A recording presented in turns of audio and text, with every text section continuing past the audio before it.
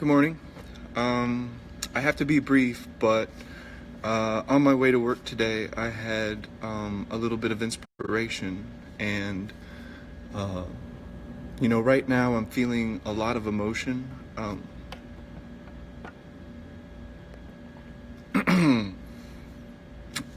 So I have essentially 2 days left working here at the restaurant, and I'm feeling bittersweet. What is bittersweet?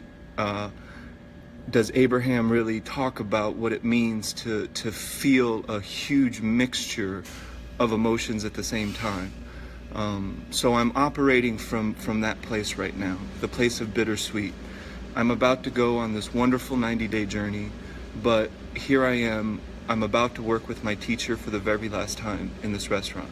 And I've been working with him side by side almost daily for 6 years. So I'm feeling a lot of mixed things going on. I'm feeling really excited. I'm feeling a little bit sad. I'm feeling really adventurous, but I'm also feeling a little bit trepidatious at the same time. So I have a lot of different feelings. And I'm going to share with you what comes from a space of gratitude for me. And I know that there's going to be some people out there that find what I'm about to say very interesting and very intriguing. And there's going to be other people that listen to what I'm about to say, and it's just not really going to connect. And I know that. That's okay. So what is really gratitude? When we're coming from a place of gratitude, what happens? What tends to happen to a person who is authentically acting from a place of extreme gratitude? What does that mean? How is that expressed in our everyday life? Or are we just using words? Are we just saying catchphrases? For me, gratitude really means tuning in and finding everything that there is to appreciate about my experience. Tuning in and finding ways to really value everything that's going on around me. So this is my definition of what it means to really show my appreciation. I show my appreciation for my life in so many ways, by living it to the best of my ability, to really being impeccable with how I live my life, and doing so in a very powerful way. So that's showing my appreciation for my life. And I started thinking about that, appreciation for life. What is life? What are some definitions to life? And then I just had this really interesting thought come to mind, and I'm going to share that with you guys. And if this makes sense to somebody, please let me know. So if you look up what the definition of life is, so if you Google this, you're going to see a list of things that are the characteristics of it being a life form or not. Is it life or is it not? Is this cup life? Is this napkin life? Is this crystal in my pocket life? And that made me think about something, and it was really interesting, and it came from a place of gratitude. It came from a place of conscious creation. So my crystal in my pocket is alive, and I believe that. I'm one of those crazy people who believe that crystals are alive and that they have power. So I know some people are just going to tune out right away, and they're going to think that's a little bit kooky for me, but I believe it's true. So let's talk about that for a second. Is a crystal alive? We're talking about quartz crystals, we're talking about diamonds, we're talking about things that have been in the earth for a very long time, and sometimes created over millions of years of pressure and heat. So responsive to environment. So this is the first of the list of attributes to being life. Is a crystal responsive to environment? So we know that water has to have an impurity to crystallize around. And when it crystallizes, it can be influenced by the vibrations in the room, such as music, such as thought, such as a wide variety of things can affect the crystallization of water. Well, they've actually shown in the best ways they can, because crystals take millions of years to form, but that crystals and the way that they form in the earth are extremely responsive to everything around it. It will take on characteristics of everything around it. It will move in a certain way. It will twist and curve and do different things relative to all of the environmental things going on around it. the wind, the light, the energy, how close it is to the surface of the earth, how deep and close to the center of the earth. So crystals fundamentally are responsive to their environment. So check that off our list. So I have a crystal, and it's officially met the first criteria. So growth and change. Of course, crystals underground are growing and they're changing, and the crystallized structure, and it talks about being made of cells as a requirement too, but inside of every crystal is a geometrical shape. It's a specific amount of sides, and it's in a specific way, and it connects to another cell or another crystallized structure in such a way, and then it makes this beautiful thing that we see, and it's done through pressure and time and everything else. But it can actually change internally how many sides it has.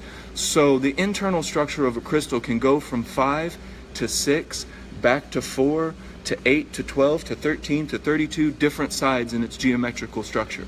So the geometry of a crystal, of one type of crystal, can change and evolve over time. So a crystal, something that somebody would look at and say this is an inanimate object, it's not life, so far has fit 2 of the criteria. Okay? So it must be able to reproduce. Crystals take in everything from the earth that is necessary to produce this crystal. A diamond, for example, when it's being created through the vast amount of pressure and heat in the center of the earth, it's going to use carbon, a very pure form of carbon, of course. It's not coal. Coal, like when Superman crushed coal and turned it into a diamond, that's fundamentally flawed. That can't happen because the carbon isn't pure enough. If he was able to purify the carbon somehow by squeezing it, and then he could make a diamond. So we're talking about diamonds, and that is something that is taking in carbon from its environment, and it's reproducing, and it's making new crystals, and it will branch off and make new crystallized formations, by going under, by going over, in a variety of different ways. So it is creating new cells, new little blocks of crystallized structure as it continues to grow. So a crystal that people would think is an inanimate object is responsive to environment. It represents growth and change. It can reproduce. And then the next one is metabolism and breath. So we view breath normally as taking in air. But we know that breath and energy also work in a different way. And this is why people find value in crystals, because it has an energy breath. It has an energy metabolism. It has the ability to heal, and it comes from the earth, and it takes the ability from Mother Earth, and it is able to help a person focus. It's able to help a person find true healing power. I believe this, and maybe this is the one that does fall under, belief and not scientific evaluation per se, but I believe that these crystal structures do have this breath, this energy, and this life to them. So I believe that it's hit number 4 on that scale as well. So maintains homeostasis. Crystallized structures take millions of years to evolve and to change and to grow in the way that they do. So maintaining homeostasis, its ability to find that balance, is unparalleled. That's why as a life form it's so amazing. We don't view it so easily as a life form because it takes so long for it to change, if that makes sense. And yes, they have a vibration, so that vibration could be viewed as their breath. That vibration could be viewed as a part of their intelligence and their uniqueness and their ability to create and respond to the environment. Crystals can feel our emotions, and they can respond in kind. So this is an exchange that we're making with the crystal. This is fitting all of the criteria of life as far as scientists are concerned. But yet nobody has bothered to make this connection that crystal is not just an inanimate object. It's living. It has this energetic breath, and it's communicating with us, and it has memory, just like water has memory. We've seen this. Freezing is a form of forming a crystallized structure. It's just done very quickly. And yes, that's what I'm saying. Crystals are definitely living organisms, and we can see that based on even the scientific evaluation of them. And so the other one is made of cells. Of course, crystals are made of crystallized structures, and they have, you know, millions and millions and millions, and depending on how big it is, billions and trillions of these little inside crystallized structures that make up bigger structures that connect like almost like honeycombs. And then, you know, they have the vibration of the earth running through them, and they're always changing their geometrical structure. It just sometimes takes millions of years to happen. So, you know, from our perspective, from the way that we're used to observing reality, it's very hard for us to see that. It's hard for us to see that it's moving, that it's changing, that it's interacting with our environment. So normally we look at crystals and we say, you know, this is an inanimate object that maybe is like a conductor of electricity or a conductor of energy.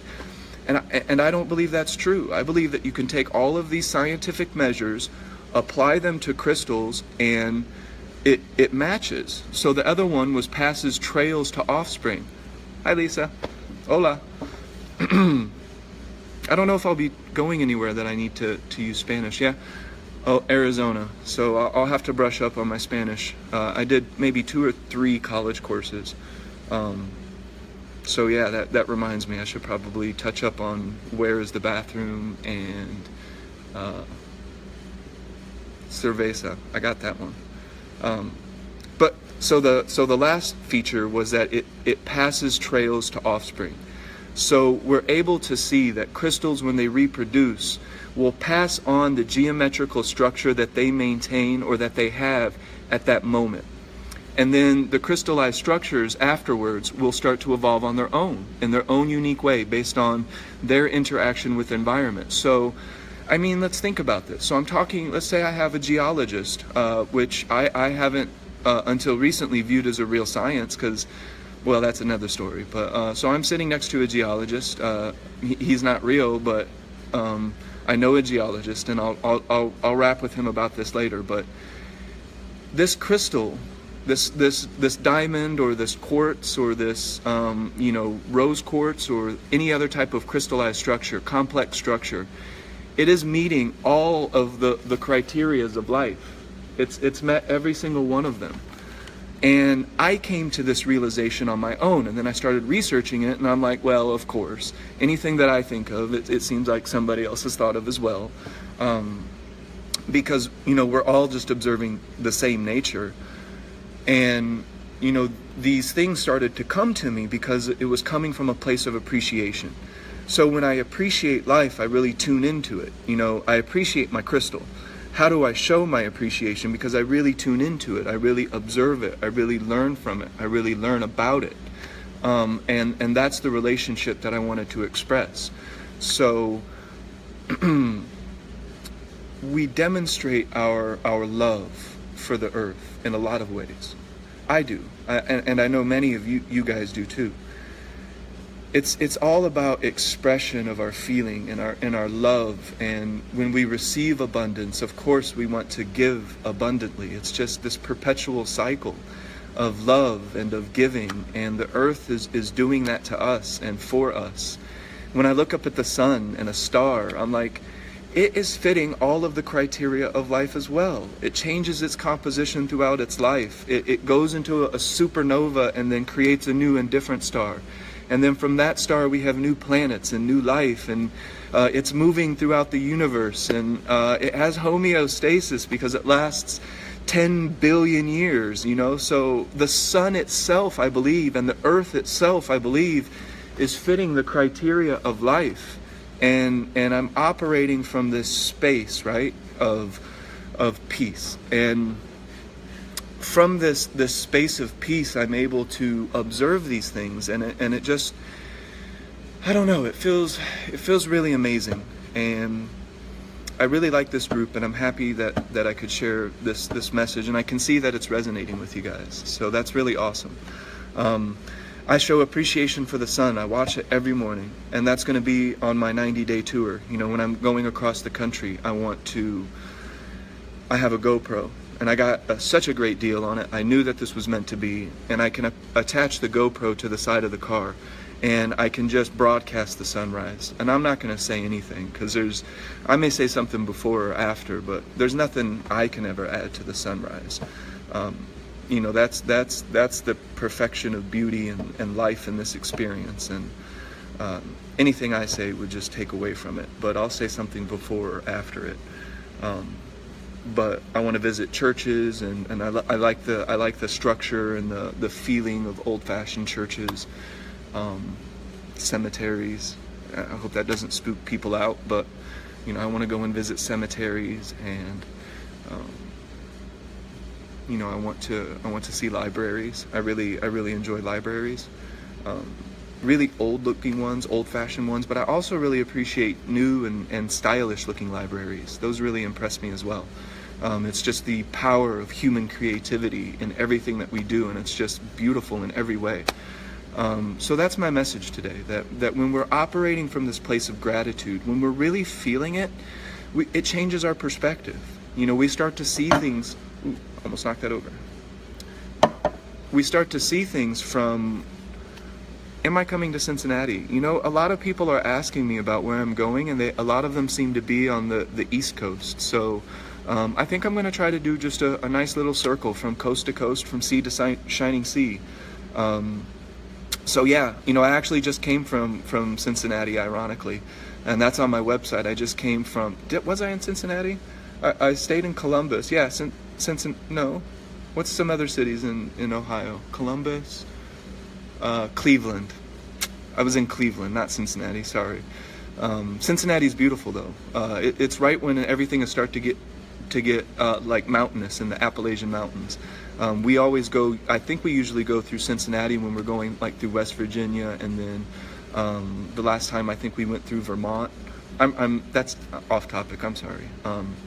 But the inspiration for recognizing the crystals and appreciating everything around me in a way that I can really see it, and really feel it, and really connect to it. This is Abraham's teachings. This is the vortex. Like this. I'm trying so hard to explain what the vortex is.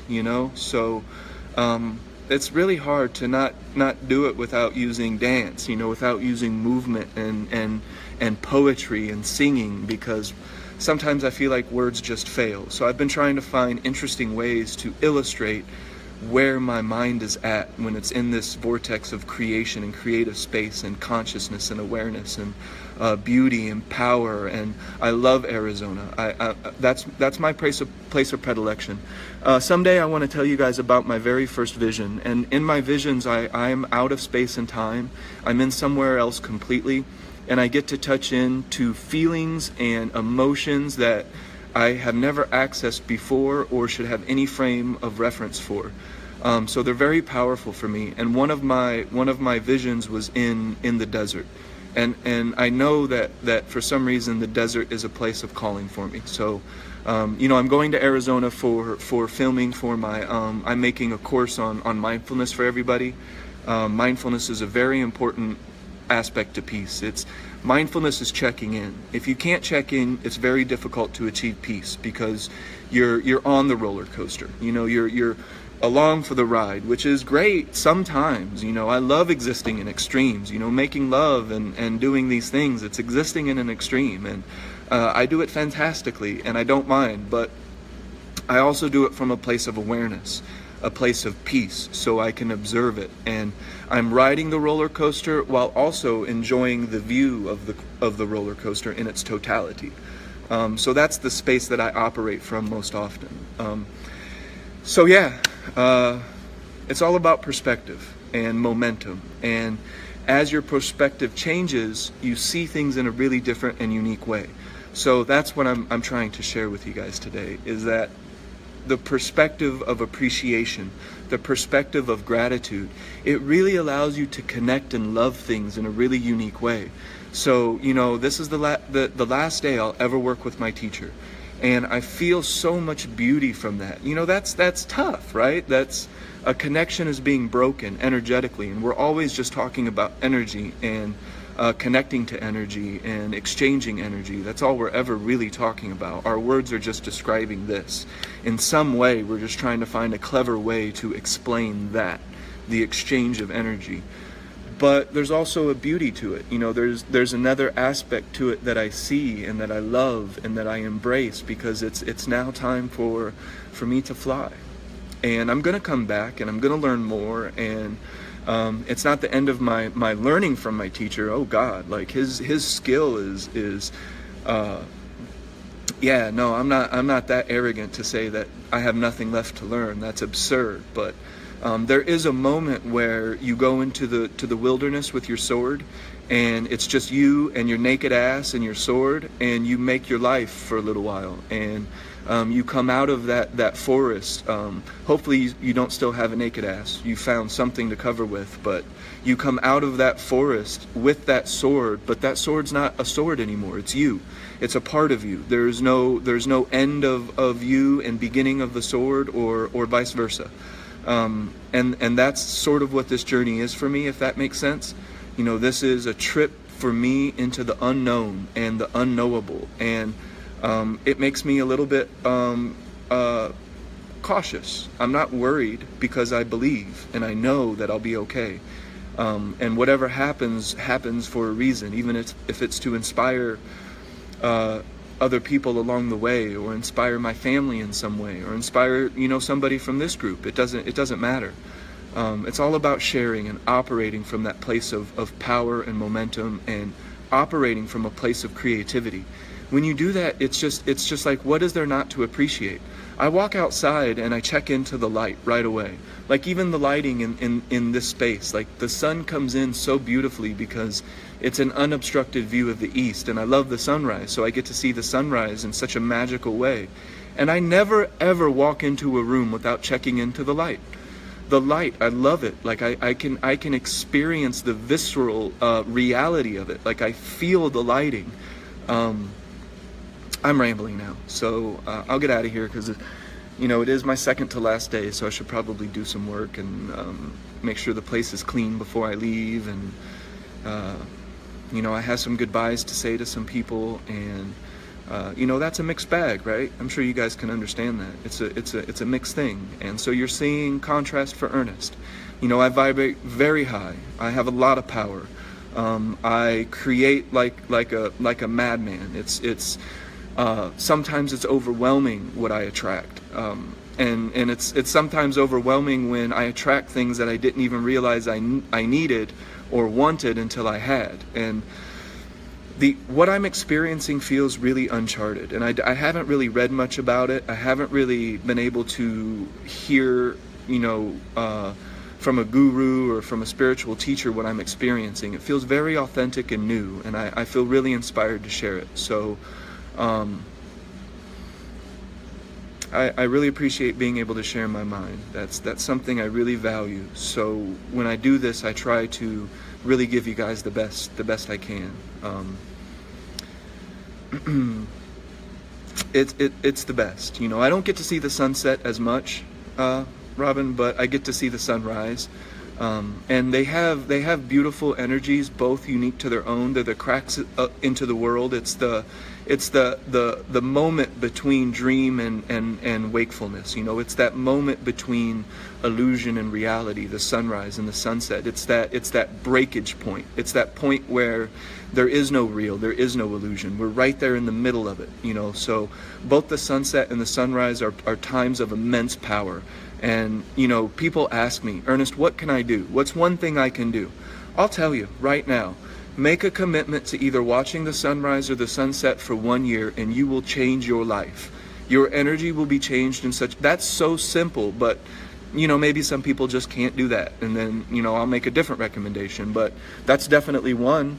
Seriously, you want to know one thing, one single thing that will change your energy and your vibration in a way that will allow you to manifest more easily and more freely. We're talking money, we're talking cars, we're talking relationships, we're talking boats, it doesn't matter. Watch the sunrise or the sunset every day for a year. You will gain, and if you, so you can also watch the moon phases. Check into the moon every single night. Just have a practice like that. Have one dedicated practice for 365 days of 1 year, and I promise you will come out of it absolutely changed. And if you do something like that and you don't come out of it changed, I'm a liar. I'll quit sharing. I'll quit talking. I'll completely change everything I do, because I'll have to evaluate everything, because I believe in what I'm saying so much. It's so true. So you can pick from those three things or find another way. But I promise you, this is one tip, one thing that if you do every day for 1 year, you will walk on the sun. Like you will do things that you have previously thought impossible. And I'm not just blowing shit. Like this requires a little bit of effort on your part, of course, because you have to tune in. But Abraham tells us to do that. They're constantly telling us from the beginning, from the first time we ever heard of somebody channeling. Well, for me, I never heard of this channeling, of a person, you know, channeling something and someone and a different entity. So, you know, for me, that was new. But it's been from the very beginning that we have to find this relationship and this connection, and we have to do it in an effortless and very easy way. Here's an easy way. It's very simple. You can choose. You can watch the moon phases every day for 1 year. You can watch the sunrise or sunset in some phase of it. It doesn't have to be that perfect moment where it disappears or comes up. Just checking in. Abraham tells us to check in. They say it from the beginning all the way up to 2016, 17. Check in. And if you do it in the way that I'm explaining it, checking into the sunrise, the moon phases, the sunset, or the changing of seasons, oh my God, I swear, I put this on anything. It will change your life. It's just one simple technique. You don't need courses. You don't need coaches. You don't need it. You know, I've been coaching, but if I lose all of my clients because they have tried this thing, if I lose all of my students that are learning martial arts from me because this one thing changes their lives, I don't care. I'll go work on the docks. I can live a minimal lifestyle. It doesn't matter to me. If my business goes out of business, it doesn't matter to me. As long as people can really feel and understand the power of how easy it is to change your energy through momentum. And Abraham has always been talking to us about momentum, but it's really becoming clear now. I have a new perspective. I understand momentum. I understand operating from a position of power, and I just really, really want to share that. So, you know, I didn't plan on telling you guys this, but this is the same thing, the crystal. Look at your crystal every day for 1 year, in however way you like to. Hold the crystal in your hand. Imagine it, you know, make love to it in the way that you make love to anything else. Really connect to it, really feel it, really vibe with it.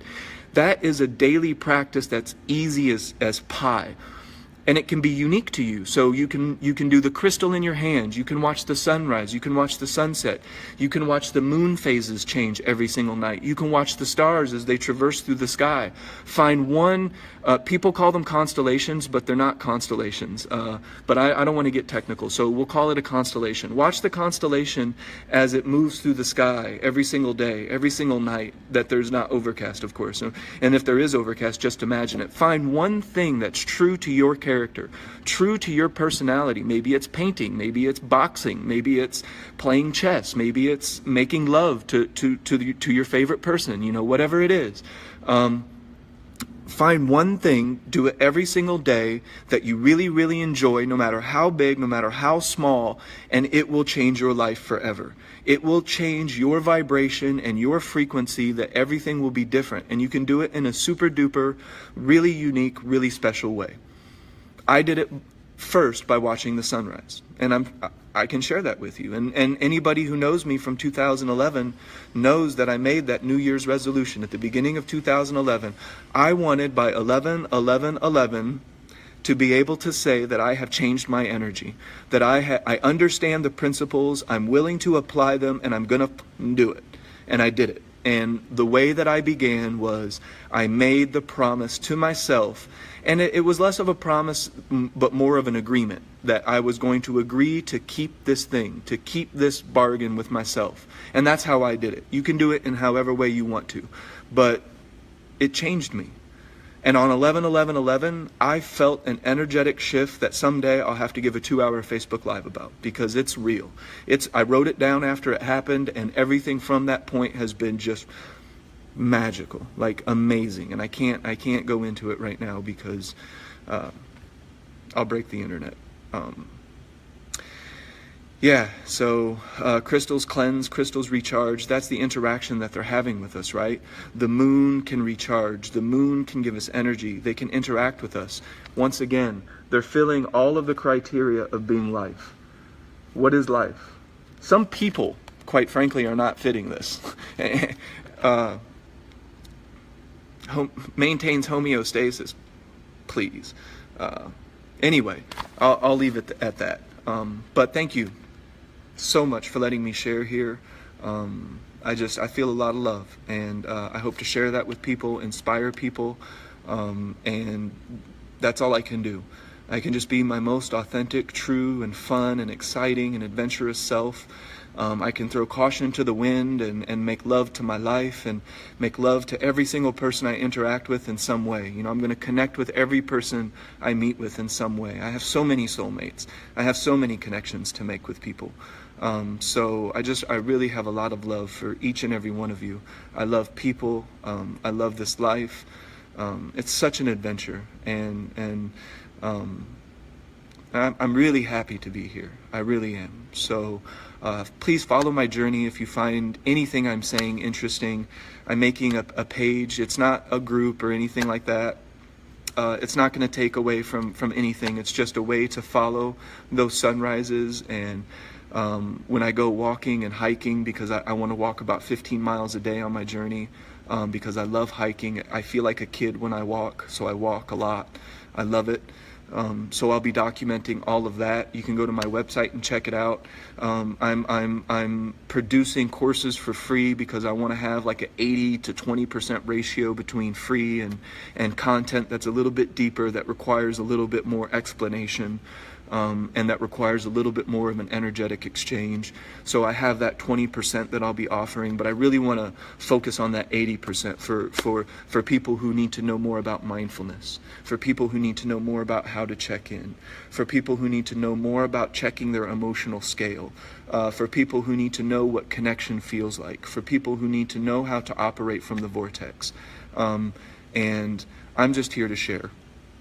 For as long as it feels natural. I'm sure many of you noticed I popped out of frickin' nowhere, and people who are looking at me, they see I'm not posting in other groups. I'll post some things on my own page that I make, and I'll post here in this group, but I'm not a seeker. I just want to share with you guys. I've met a lot of people from this group. I feel a lot of love, and I feel really inspired. And yeah, I just appreciate being able to share that energy.